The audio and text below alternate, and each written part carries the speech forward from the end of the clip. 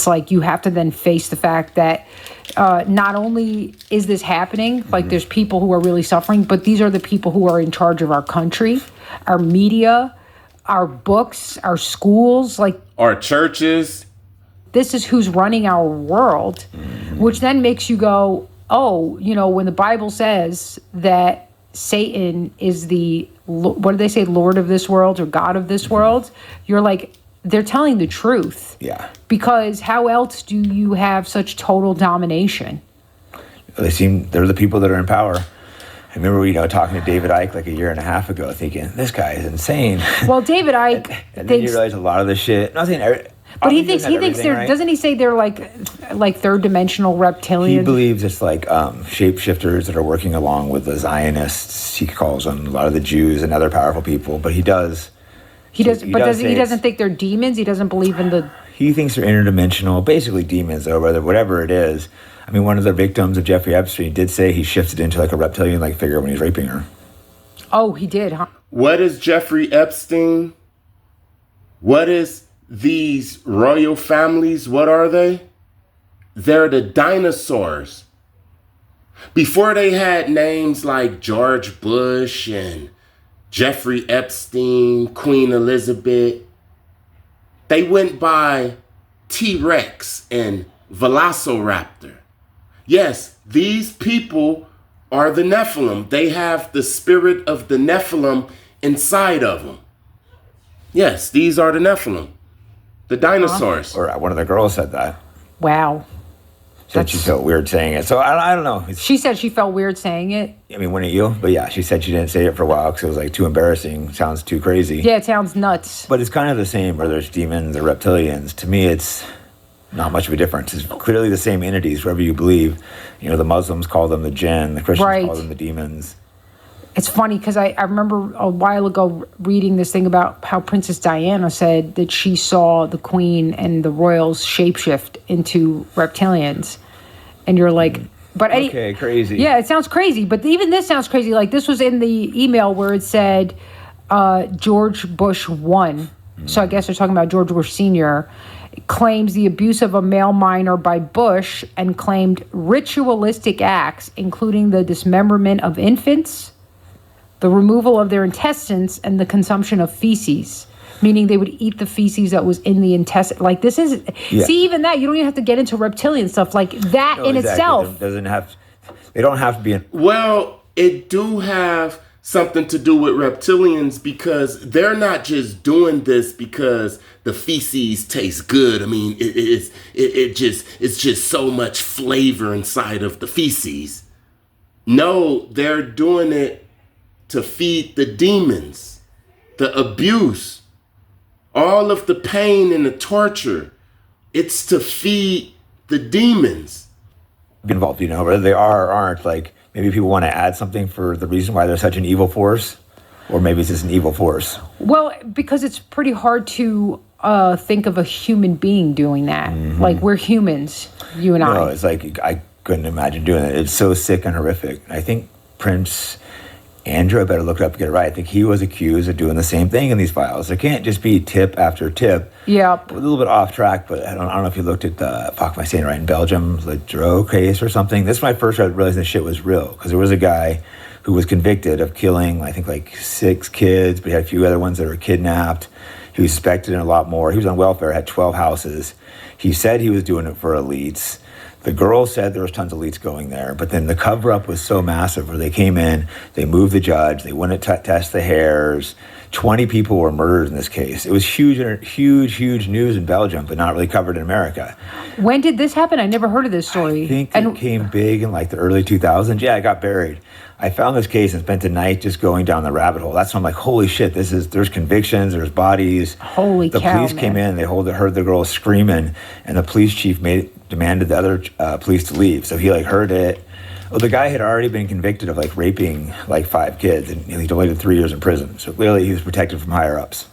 Wow, man. 20 murders, same thing like the Franklin scandal. That one isn't as conclusive, but the Franklin scandal is one very similar with these satanic rituals. And there's the guy, the church, head of the church is set, I can't remember his name, but he was a Church of Set, which he was a high-level military. Anton LaVey? Oh, no, I know who you're talking about. I know who you're talking about. But it's Michael. Is it Michael something? Michael, yeah. He left the Church of Satan to form the Church of Set, because he said that was like the real devil god. The Church of Satan was this kind of fake Hollywood shit. And he was high-level military guy, and he's tied into multiple of these cases. He was accused, multiple rapes. In a separate case in San Francisco, where they're accused of raping and doing this to children. And there's like the Finders cult, where it looked like the CIA was doing this with children. Again, they had pictures. It just seems so incomprehensible until you start seeing case after case, in particular ones like in Belgium, when they have convictions and the cover-ups and judges moved. You see, everybody's focused on the island, the Epstein Island. But this is taking place everywhere. You see, I'm in New Mexico right now. And the other day on the news, they said that Epstein had a ranch in New Mexico. I've made videos about New Mexico. I told people that New Mexico has a different energy. Phoenix, Arizona has a certain energy because it's on the 33rd parallel. Long Beach, Atlanta, Georgia, Dallas, Santa Monica, California, San Diego, California. I've been to all of those places. I talk about all of those places. I lived in all of those places. Except for Dallas. I visited Dallas for a little while because of the 33rd parallel. But New Mexico, it has an energy. You come to New Mexico, it's called the land of enchantment. You come to New Mexico, if you could manifest 10 miles per hour in New York, California, Phoenix, Chicago, come to Albuquerque, New Mexico, and you're going to be able to manifest 50, 60 miles per hour. Like overnight, it's like your thoughts, they just manifest right in front of you. So when I heard this about Epstein, listen, I bet you it's way more victims in New Mexico than it is on the island. Everybody's focused on the island, but it's right under our nose. Pages of documents related to Jeffrey Epstein, providing more information on the convicted sex offender's crimes. Among the files, claims bodies are buried near Epstein's Zorro Ranch in Santa Fe County. Tonight, the state land commissioner demanding an investigation. I'm going to keep asking questions and keep poking around until I get an answer. Those coming from an anonymous email in 2019 addressed to a local radio host. Aaliyah Chavez spoke with him and has the details of that email. Yeah, Doug, Shelley, we're also hearing tonight from the Attorney General's office, who says it takes these allegations seriously, but needs more information to do something. Listen, could you imagine getting this email accidentally? Look, check this out. About it. Eddie Aragon says it was early in the morning in November 2019 when he got this email from someone claiming they were a former staffer at Zorro Ranch. Writing, "Did you know somewhere in the hills outside of the Zorro, 2 foreign girls were buried on orders of Jeffrey and Madam G. Both died by strangulation during rough fetish sex." I got the email. I was startled. The emailer says they had 7 sex videos, including some with minors, but never actually sent the footage, asking Aragon for digital currency Bitcoin. Approximately at that time, Bitcoin was worth about $8,000. They wanted to exchange 1 Bitcoin for the videos that they had in possession. Aragon says he didn't know what to do with the email, so he sent it to the FBI. I've since referred to the FBI on a number of other things, and I've never heard back from them on anything. Fast forward 6 years later, the DOJ released Aragon's email as part of the Epstein files. Matters. I think that New Mexicans need answers. I think the victims need answers. That's what prompted New Mexico Public Lands Commissioner Stephanie Garcia Richard to send this letter to the Attorney General and the U.S. Attorney's Office Tuesday, asking them to thoroughly investigate this disturbing allegation regarding the referenced burials. We need to get to the bottom of really what happened in New Mexico. She says she was horrified to learn in 2019 that our state was still leasing lands around Zorro Ranch to Epstein's company. I canceled the leases at that time. A month after Epstein killed himself in jail, the land around the mansion totals around 12. Can you imagine what happened there? Outside of Albuquerque, Santa Fe, and Albuquerque and Santa Fe is real small too. I mean, it's not as big as LA and New York and Chicago, Miami. But outside of Albuquerque and Santa Fe, it's nothing but land. It's empty. It's like the whole state of New Mexico is just empty. Arizona too. Outside of Phoenix and, let me see, Flagstaff, Goodyear. I say that 90% of Nevada, Arizona, New Mexico, a lot of California too. Between Las Vegas and LA, it's nothing out there. This is where all of this shit be going on. I'm telling you right now. 1,200 acres and hasn't been leased out since. We're thinking to possibly turn it into a memorial to honor the victims, or as some kind of wildlife sanctuary, perhaps. So that's what we're thinking for that land. Attorney General Raul Torres' office responding to Garcia Richard hours later with this letter. As we understand it, the allegations appear to be unsubstantiated, it says, going on to say they will work to obtain the original files. Once such information is obtained, our office will review it to determine whether any further action is warranted, and if so, the appropriate next steps. You know, when I first told my neighbors in Phoenix that we was moving to Albuquerque, New Mexico, they eyes got big. And the wife, she said, make sure you keep your kids close, especially your daughters. And I'm like, okay, I understand. And the husband was like, no, listen to her, man. New Mexico, it's not like all the other states in America. And you would have to come here to understand what I'm talking about. It's a totally different energy. And when they say it's the land of enchantment, I understand why. They said, keep my children close, always keep them in sight. Don't let them go out to the garbage can by themselves or go play by themselves or walk down the street. And I'm like, why? And they said, this is the kidnap, missing person capital of the U.S. They just don't say nothing because places like New Mexico is their playground. Phoenix too. This one guy, a native guy, was telling me about the history of Phoenix before it became a big city. The rich people used to go out to Phoenix and they used to hunt people. A Native American guy told me that when I first went to Phoenix years ago. He was showing me around Phoenix. And he told me that Phoenix was used as hunting for the rich elite people, but they used to hunt females up in Phoenix. I remember one night, I'm just laying in the bed, and I'm looking at this. I'm in Albuquerque for about 6 months now, and I got the weird energy. I feel like it's a cult city, a city full of different cults and witches and satanic rituals and stuff. I could feel that in Albuquerque. And I remember one night, I'm laying in bed, I'm watching the news, and this comes on. It's described as one of the most heinous crimes in New Mexico history, and soon it'll be played on the big screen. Corey Howard shows us how Boneyard has some personal ties to people connected to that film. Yes, right now I am standing in the park where the human remains of 11 women were found, and now Hollywood will retell their story in hopes of bringing these women justice.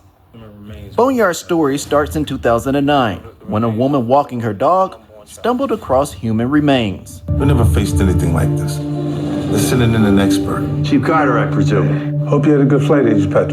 Mel Gibson and 50 Cent will star in the movie as the duo tries to solve the mystery surrounding the infamous West Mesa murders. We put serial killers into 4 categories. Many believe a serial killer is responsible for the deaths of 11 women from 2001 to 2005. One of those women, Veronica Romero, the mother of hip-hop artist Cruz Romero. Families don't have closure, so that's one of the biggest things I want. I want families to get closure from all this. Veronica went missing when Cruz was just 4 years old. His song Trouble Kid is on the movie's soundtrack and highlights his upbringing. The film's co-writer also has personal ties to the movie. What inspired me is, I knew some of those girls. I was out there on the streets, unfortunately, myself. Albuquerque police haven't made an arrest regarding the West Mesa murders, but everyone involved with this film hopes this project will change that. Yeah, they're not going to make an arrest because Epstein. They call it the boneyard. This is where they used to throw the bodies of the females at. Look, and this came out in 2019. This story was a year ago. They found 2 more bodies since then. They found 2 more bodies. They still searching right now, today, February 12th, 2026. They still searching up in that boneyard because they still finding pieces of girls. I'm telling you that New Mexico has that energy that these people like. Snoop Dogg has a house in New Mexico. Timothy Busfield, the actor who just got caught up for the same shit. New Mexico. What's that guy? Let me see something. Let me see. Remember this happened in New Mexico. Remember this ritual? Remember this? Okay?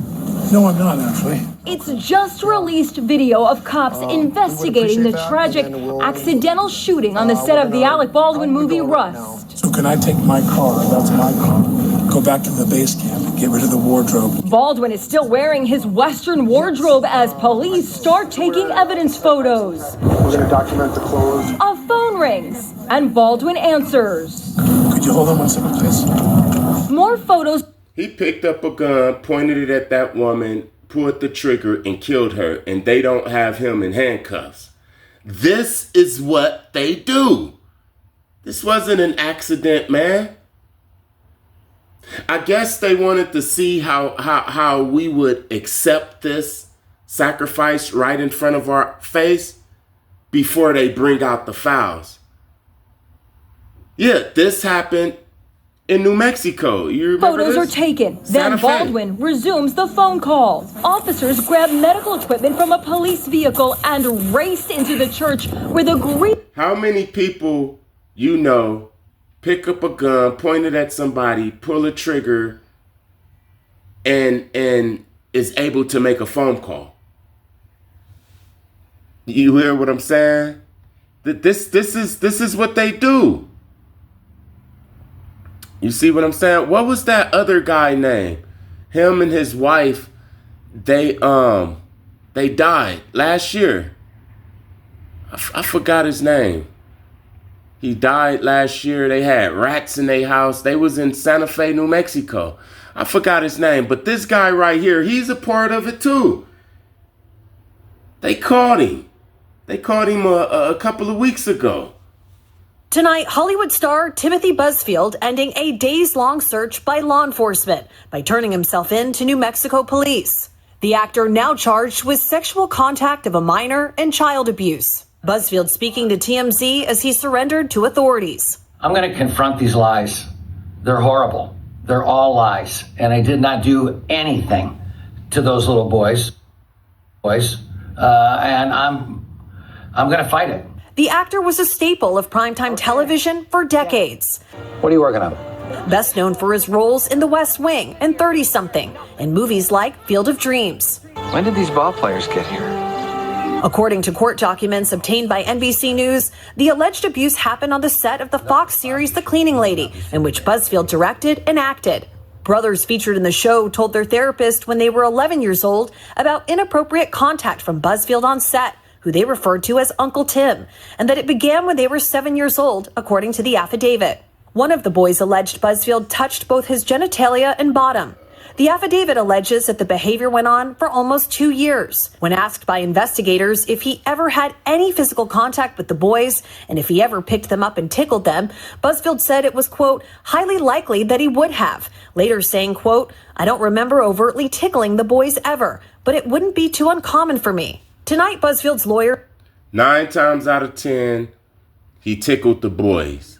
9 times out of 10, he knew what was going on Epstein Island and in New Mexico.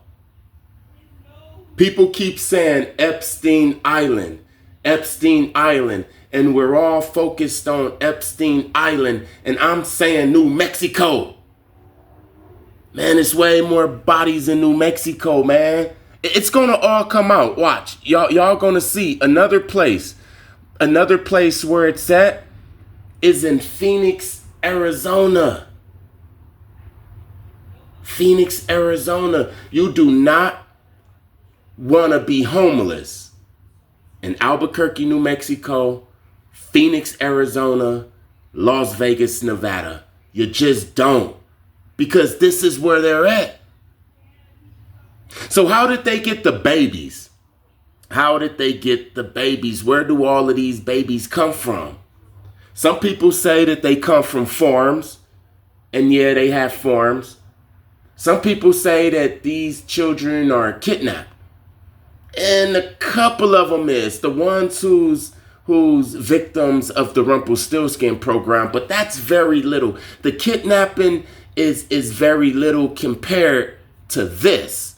This right here. This is how they get them. The babies. This is how they get the babies. That, you know, their baby was going to go to this really nice family in America, and the fact that he did this to exploit people who didn't speak English very well, didn't understand these adoption practices, and then leave them to deal with their grief without any help is disgusting. The understanding of the mothers is that they are going to be getting their children back at some time. It's devastating. It's devastating for the adoptive parents. It's devastating for the birth parents. There's no win here.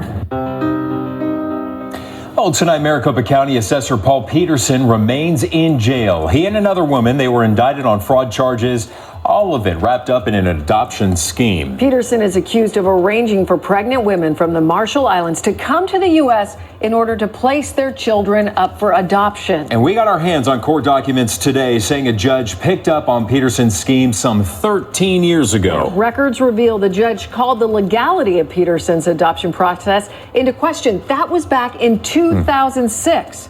But nothing happened, and the practice continued. CBS 5 Investigates is looking into the question, how did this go on for so long? Brittany Thomason spoke with an attorney. He's not connected to this case, but he was able to give you some perspective on how, with all those red flags over the years, how this went on for so long. Because the judge is involved.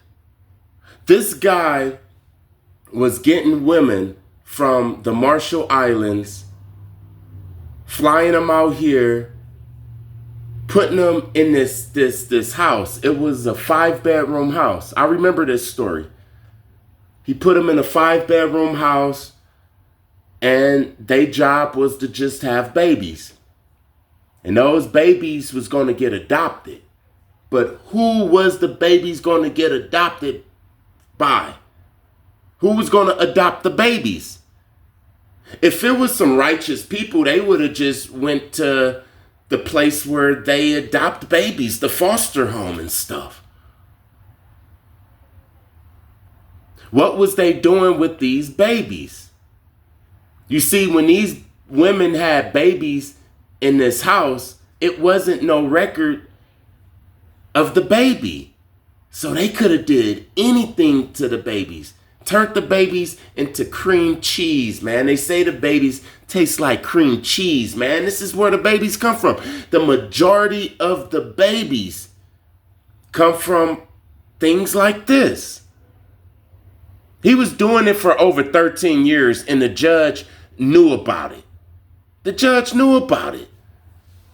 Right, that attorney says while he can't name a specific person who dropped the ball, he believes mistakes were definitely made. He told me this is one of the rarest adoption fraud cases he has ever seen. Maybe people in the judicial system dropped the ball. I mean, these adoptions, these private adoptions were going through and approved over and over again in our court systems here in Arizona. A Utah couple who adopted a Marshallese baby through Paul Peterson forced to give the baby back. A nurse who helped with the deliveries reported the county assessor. A nonprofit claiming it got messages from concerned Marshallese birth moms since 2012. All these people spotting the red flags for years. And only now does Peterson sit behind bars. I just think that nobody really took the time to look into it. There were steps along the way that people identified that perhaps there was a problem. Family attorney Kane Fisher thinks Peterson's status played a role in why it took so long for the arrest. I think people either turn a blind eye, they can't believe that someone in that status would be able to do something as a... Yeah, right. Everybody knew. Everybody in his circle and higher than him, they all knew they was adopting the babies so that they can abuse the babies too. This is where the babies come from. Things like this. This guy right here, Paul Peterson. Just imagine how many babies he's seen delivered. He used to get these women. He said that, well, he didn't say, but they said that it was mattresses on the floor. It wasn't even beds. In one room, it'd be 4 mattresses so that 4 women can stay there. They was eating top ramen and potatoes and shit. He'd give them an allowance, and their job was to just have babies. Phoenix is a very dark place, man. You got to be careful when you messing with places like, what I say, New Mexico, Phoenix, Arizona, and Las Vegas. Shit, anywhere in New Mexico, anywhere in Arizona, and anywhere in Nevada. Let's just put it like that, all right? Remember this story in Phoenix? First at 10, it's been more than 5 years since ABC 15 first exposed a scandal involving a body donation business in Phoenix. A place known as the Biological Resource Center, and a place with one promise. Connects those who wish to donate their body to science with medical research and education facilities. Turns out the donation was just the beginning. The owner accused of selling bodies and body parts. A trial set to begin in just months. And tonight, new grisly details of what the FBI says really happened. ABC. Hold on real quick. The plasma centers. You can go to any hood in America and you will see a plasma center. The plasma centers is where they get their drink. In the human chop shops is where they get their meat. Look, they call it human chop shop, but the people that used to go in there, they used to get those body parts for different reasons. Some of them, black magic.